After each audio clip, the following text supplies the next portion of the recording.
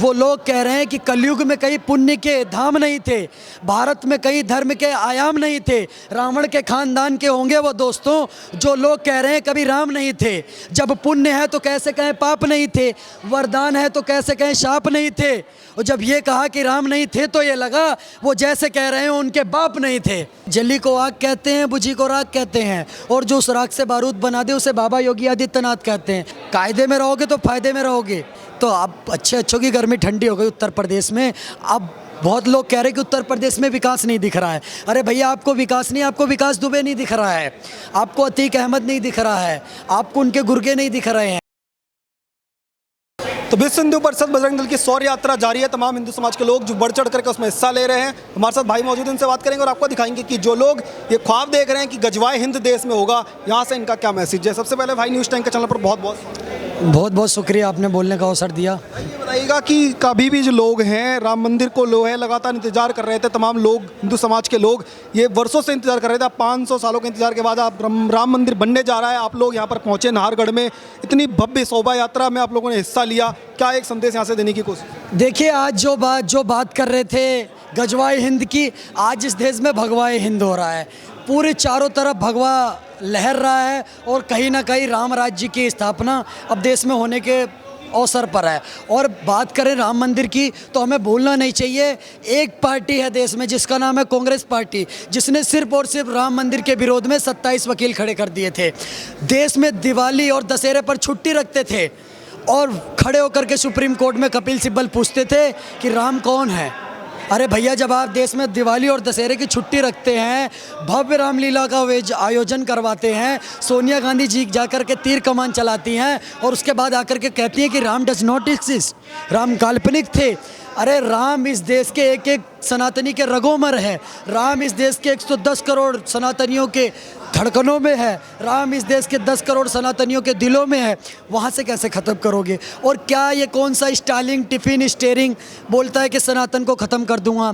अरे भैया, जो शाश्वत है, जो जिसका ना कोई आदि है ना अंत है, जो सनातन आदि और अनंत है, उसको कैसे मिटा दोगे? और अगर आपको सनातन मिटा है तो मैं एक कट्टर सनातनी हूँ, मैं सूरज की पूजा करता हूँ, भगवे कलर का सूरज है, उसको ख़त्म कर दो। मैं एक कट्टर सनातनी हूँ, अग्नि की पूजा करता हूँ, अग्नि को ख़त्म कर दो।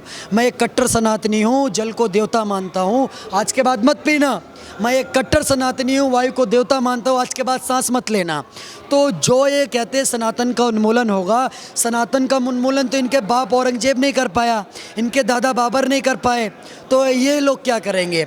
आज मैं आपको बता देना चाहता हूँ, राम मंदिर जिस प्रकार से भव्य राम मंदिर का निर्माण अयोध्या में हो रहा है और माननीय योगी आदित्यनाथ जी मुख्यमंत्री उत्तर प्रदेश के निर्वहन पर जिस प्रकार से उन्होंने कहा कि सुप्रीम कोर्ट फैसला दे, हम उसको मेरिट के आधार पर लागू करेंगे और उत्तर प्रदेश में एक मच्छर भी नहीं मरेगा, और कहीं ना कहीं वो सत्य हुआ।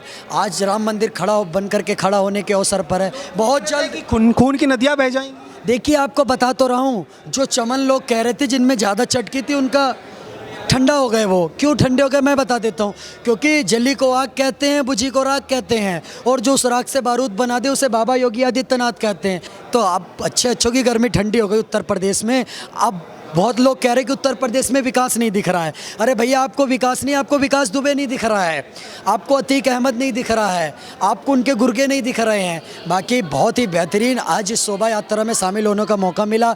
देश के जो कहते हैं युवा अवस्था, एक देश के जो सबसे बड़ा बल है, युवा बल है, वो भारत के कि दिल्ली प्रदेश के अंदर सड़कों पर उतरे और नाहरगढ़ में क्या भव्य नज़ारा था, सब पूरे देशवासियों ने देखा। कहीं ना कहीं हृदय प्रफुल्लित है। बहुत खुशी हुई, राम मंदिर बन रहा है, हिंदू समाज में है और ऐसी यात्राएं जो हैं पूरे देश में निकल रही हैं।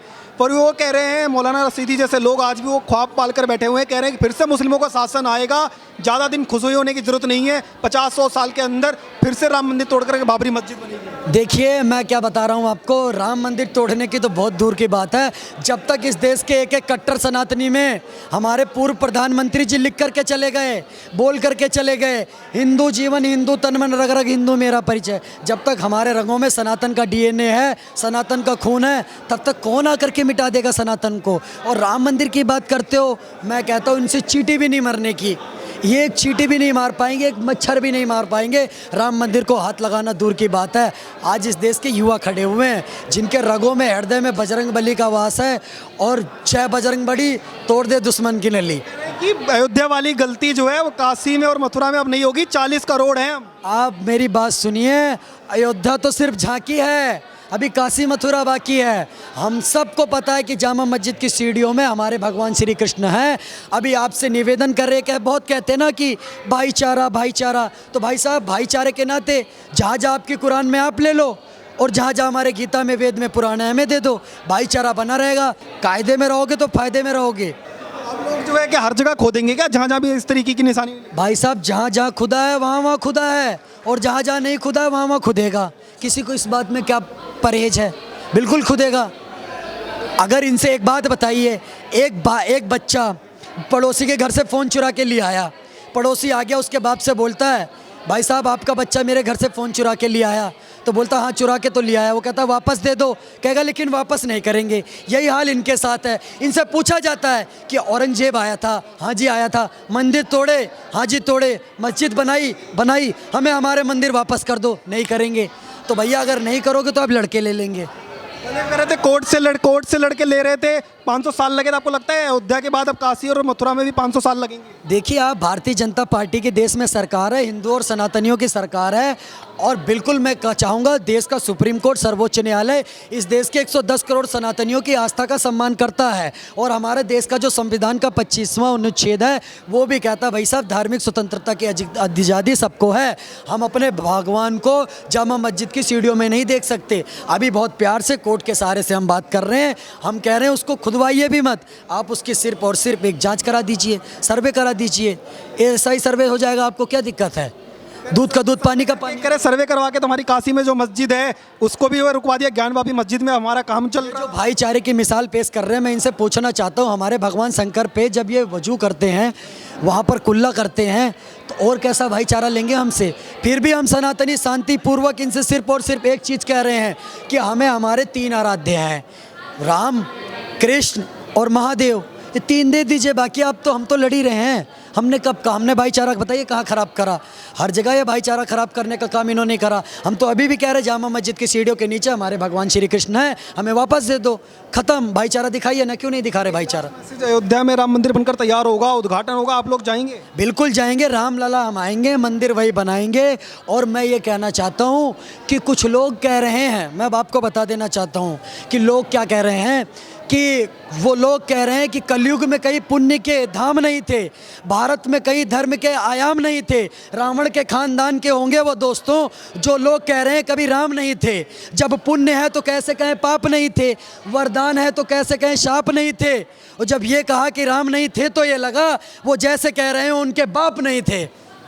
आज राम मंदिर बन रहा है, हम सबके हृदय प्रफुल्लित करने वाली बात है, और एक ही नारा, एक ही नाम, जय श्री राम, जय श्री राम। अभिषेक भाई को आप सुन रहे थे, साफ शब्दों में उन्होंने कहा है कि राम मंदिर तो है जो बनेगा, उद्घाटन होगा, और भव्य राम मंदिर को देखने के लिए हिंदुस्तान के तमाम हिंदू समाज के लोग जो जाएंगे। आप जुड़े रहिए, देखते रहिए न्यूज़ टैंक। धन्यवाद, जय हिंद।